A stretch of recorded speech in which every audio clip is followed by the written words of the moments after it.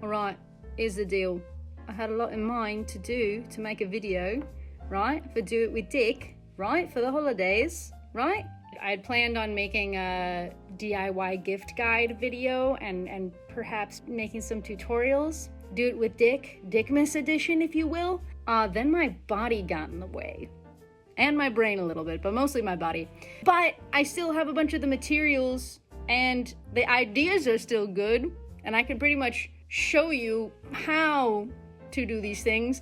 And I'm also gonna link a bunch of tutorials, you know, so you can get proper education and execute these cute little gift ideas. So let's get into it. All right. The first present, right? The first gift idea, right? Give the gift of physical media. The DIY for this is gonna be the cardboard frame that you see here, right?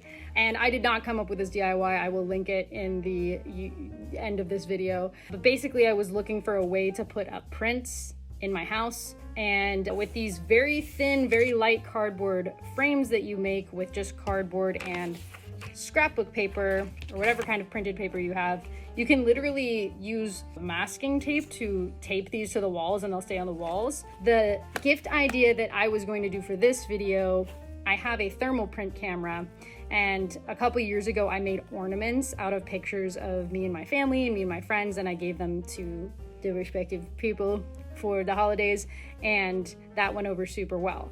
Basically, you're gonna take your print or your photo or whatever, you're gonna measure it out on your cardboard, measure out however thick you want the frame to be.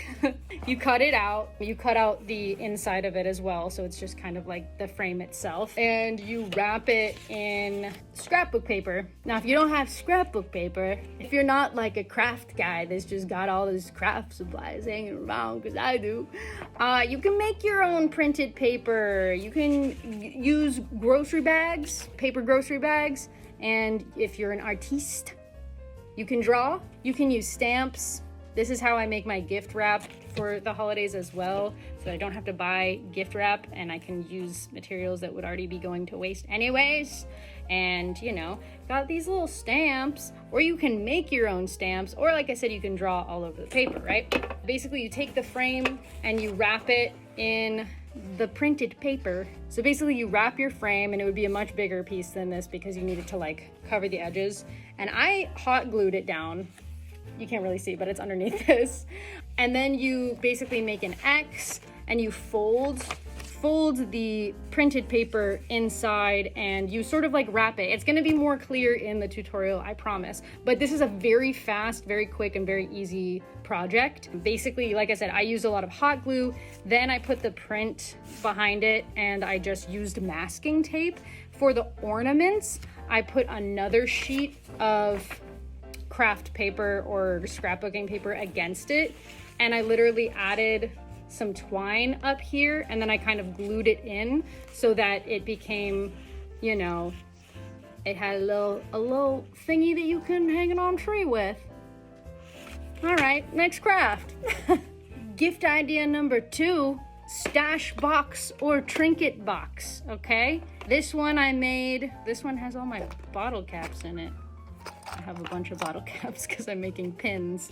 This one was, I don't even know what was in here, but it was a cool box. Look at this, it's a cool box, magnetic. And I Mod Podged paper towels onto it. I kind of like ripped them apart, so it's like one ply. I Mod Podged it on there, and then I painted it. I also like glued this plastic little Halloween bat guy. And then I did the paper towel Mod Podge over that, and then I painted it, and it's a cute little like raised effect that happens there. That's one way you can do it. I basically just save any cool tin box that I can find so that I can make stash boxes for people, slash trinket boxes, whatever.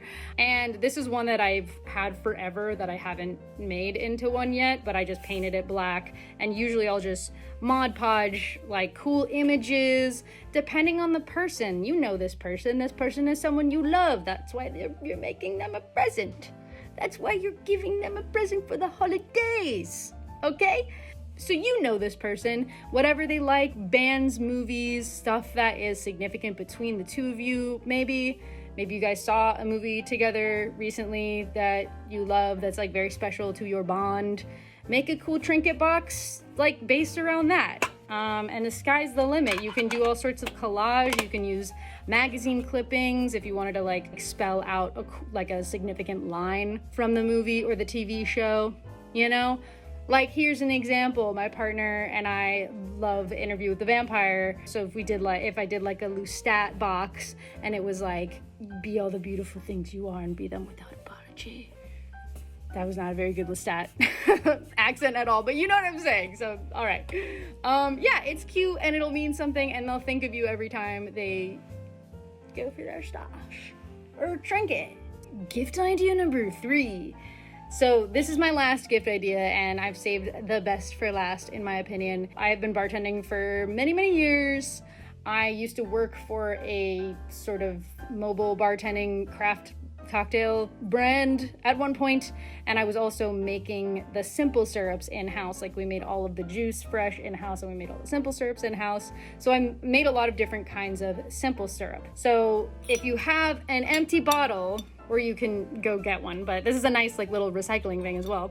If you have a nice empty bottle, make them a flavored simple syrup. You can use it like in cocktails, you can use it to make milk tea. The simple syrup that I was going to make for y'all, although I can't because I don't have a working stove right now, is Earl Grey simple syrup. I talked about it in my bartending stream, the one that I posted recently. That was a simple syrup that I made for that brand, where basically simple syrup is half sugar, half water. Basically, you can look up how to make it. There's different variations, and make sure that it's specific to cocktail, because sometimes simple syrup just means different things if you're like baking or if you're making cocktails. But usually it's just 50-50. So if you've got your pot on the stove, you've got your water and your sugar and it's bubbling and it's incorporating, and you're keeping an eye on it to make sure it's the right consistency, you're gonna take a wooden spoon. You can tie a bunch of tea bags. It could be Earl Grey. It could be something, like I have like a hibiscus tea if you want something non-caffeinated, etc., etc. You can put about I think I put about 10. I think we put 10 to a batch or so. And you let it you take it off the heat, but you let it steep. You let the tea steep in the simple syrup. And there you go. When I made these for that company, we definitely added a shot of Everclear to the bottle just so that it would be more shelf stable for longer. So definitely keep that in mind. Like, if you don't have any Everclear, you don't want to add Everclear to it, just make sure you tell them to keep it in the fridge. And I don't know how long, probably last probably like 2 or 3 weeks, I think. It's just sugar and tea and water, but definitely research a little bit about that, because like I said, we always added that, and that was like kind of a way to make sure that stuff wasn't going to spoil.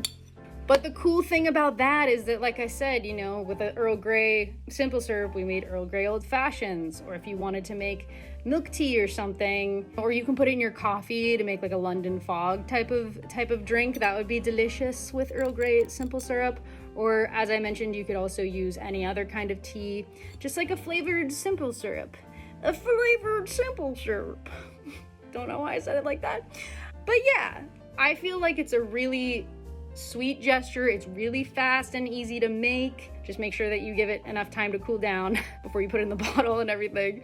But yeah, and it's thoughtful, because it's like, if you had the choice to have a sweet treat type drink as opposed to just having a regular coffee or like not having anything at all, and we're all trying to not, buy too much.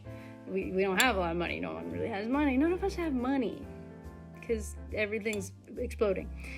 But anyways, we're all trying to be more conscious of spending money, is what I'm saying. And this is something that is, hello? And this is a nice way to have a sweet little treat without breaking the bank. And they'll thank you for it. I don't know what that was. And yeah, so that's my video. I hope you found it somewhat helpful or inspiring. Again, sorry I didn't have enough time to properly make a proper video, yeah? But I hope I inspired you, gave you some ideas. All right, I'm gonna go. Happy holidays and Merry Dickmas. I love you. Okay, love you, bye.